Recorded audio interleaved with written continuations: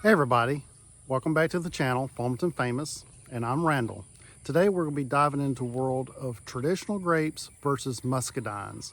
We're going to be talking about the disease resistance, doing a side-by-side comparison, and let you guys know what's best for Zone 8B here in the hot, humid South.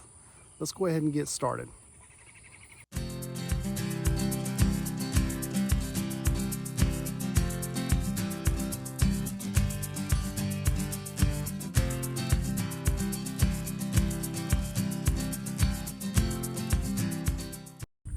Here in the Deep South, we have to deal with a lot of disease pressures when growing grapes. That's why people tend to grow muscadines over traditional type grapes.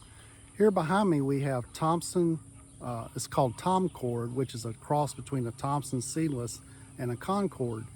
It's known for its wonderful flavor of complex variety of taste between the two varieties of a Thompson Seedless green table grape and the Concord grape.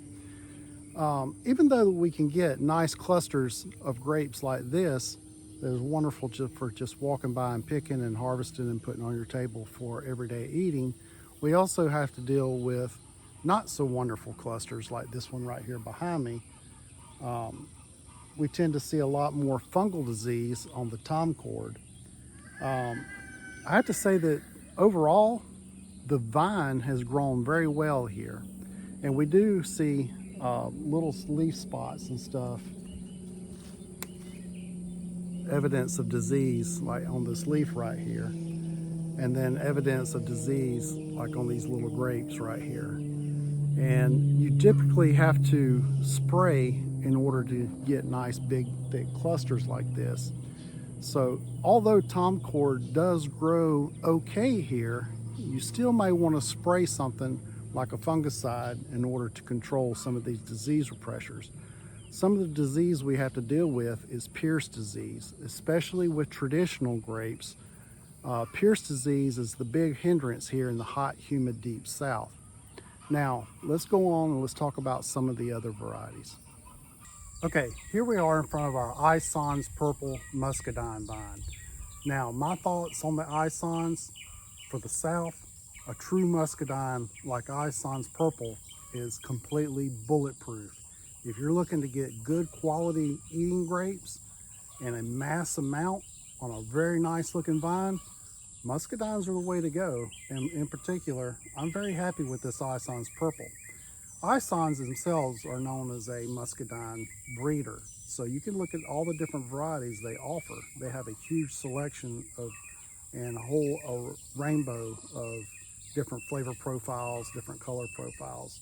But as far as disease pressures go, I haven't had any problems with the muscadines, and they just load up with nice, beautiful muscadine grapes. We tend to want to refer to them as grapes, but the proper terminology is to just call them a muscadine, because they're not a true table grape like what you'll see in the rest of this video. But yeah, I don't have to spray this. I don't have any disease pressures under it. Matter of fact, this vine resides underneath my pecan tree, and it gets filtered light throughout the day. This vine's not in full sun, but it still produces nice, beautiful, juicy grapes with full flavor. Moving on down from the Ison's Purple, on the same trellis here, we have Blanc Dau. Blanc Dau is a traditional table grape. As far as disease pressure, Pierce disease, mildew, I'd give this about a 7.5, whereas my Ison, it's a solid 10 as far as performance and standing up against disease pressures. This one's been in ground about 7 years, the same amount of time as the Isons. It's a little bit slower grower grape as far as putting on lateral growth along the vine, but it produces nice clusters of grape. So if you're looking for a traditional type grape for the hot, humid South, look at Blanc Dau. It stands up pretty well against the disease pressures. Now I've got one more that I want to show you, so let's move on a little further down and let's talk about this next one. All right, here we are at the end of June, and what you're seeing here is a non-dormant Sunbelt Concord grape that I planted at the same time I planted the other the Muscadine and the Blanc Dau. This is developed by the University of Florida to do somewhat of a good Concord grape variety here for the hot, humid South, and it died. So I got 6 good years of performance out of this. It did produce some nice tasting grapes for me. I never spray any of my grapes or my muscadines, and it looks like this one has just succumbed to disease. I have in the past recommended Sunbelt for southern grape growers that are looking for a Concord, and I don't think I can really recommend it any further. Hopefully University of Florida is trying to bring us a much improved Concord. Previously we talked about the Thomcord, which is a cross between a Concord and the Thompson Seedless, and so far so good on that one, and you may want to look back at Thomcord if you're looking for some type of a Concord tasting grape. Now moving a little further down the grape row, we have Rasmatazz. Rasmatazz, this is its 2nd year in ground.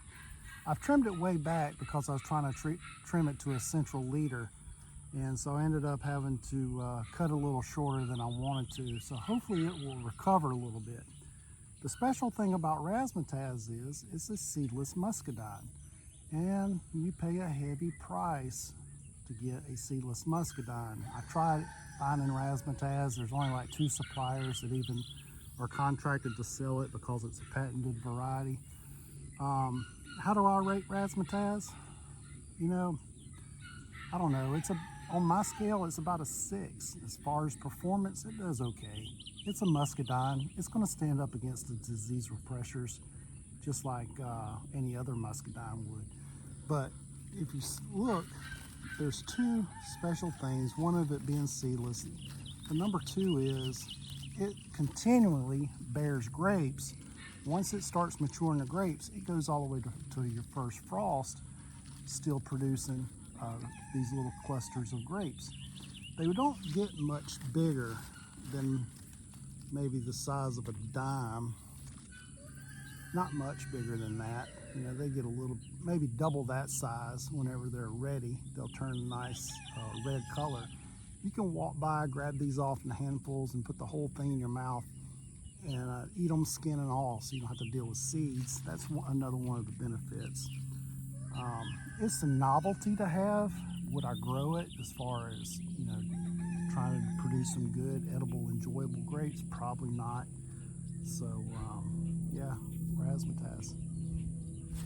If it was a little bit later in the season, what I'd be showing you with Ruby Crisp is a nice, red, large muscadine, full of flavor with an edible skin on it. And maybe we'll come back and create another video of that one day. But I'm really happy with this. This is completely different than any other muscadine I've ever grown before, simply because of the edible skin. Typically when you eat a muscadine, you pop the inside into your mouth and you throw the skins away.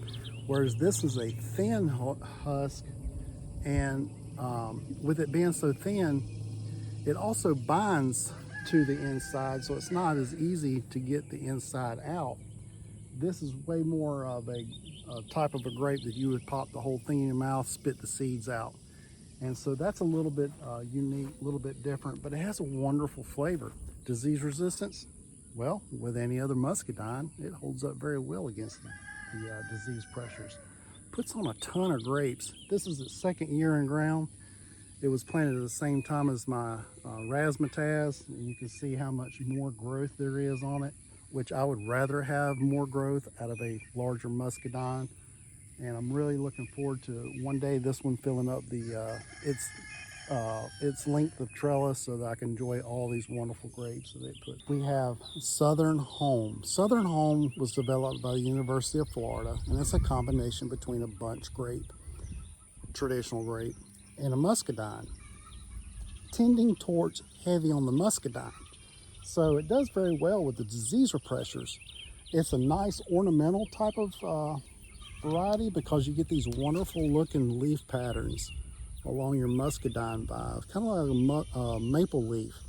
And it's really pretty to look at, but you get these little small clusters about the same cluster pattern as a muscadine, and it does really well here.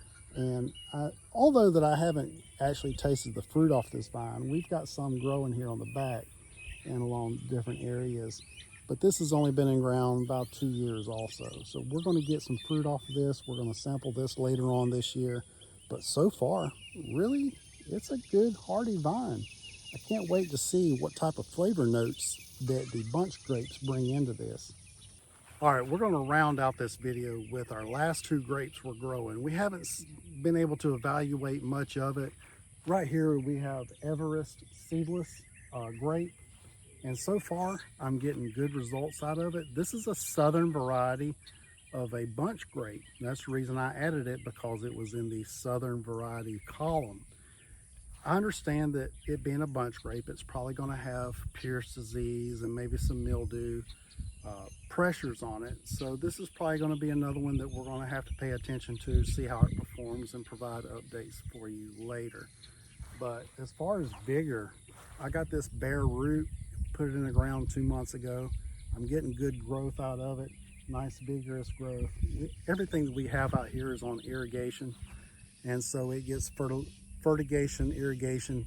Fertigation means I fertilize through the irrigation systems, and so we're getting good growth out of this one. Southern Sensation tells you what you need to know about this. This is a bunch grape, and it having southern in the name tends to tell me that it's bred for our southern hot and humid climates. Another one of those is supposed to be rated against disease pressures, but may also have some battles along the way. And just like our Everest, we put this one in the ground at the same time. We're getting good vigorous growth out of it. Everything looks good. I'm not seeing any disease pressures on it with this first year growth. It's doing really well. We're going to have to circle back and evaluate the fruit later on. Probably going to not going to get any fruit off of this year. It'll probably be next year before we start getting some grapes. Hope you enjoyed the video, guys. Hopefully it helped help you with your decision on what grape muscadine varieties to add to your orchard. Maybe help you eliminate some, like that Sunbelt Concord that just up and died on us. Hit the like button if you enjoyed the video, and share it out on your social media. Tell other people about us. Hope you enjoyed it. Remember, keep growing, keep building, and always keep adventuring. Together, we're Flompton famous. We'll see you when the grapes are juicy.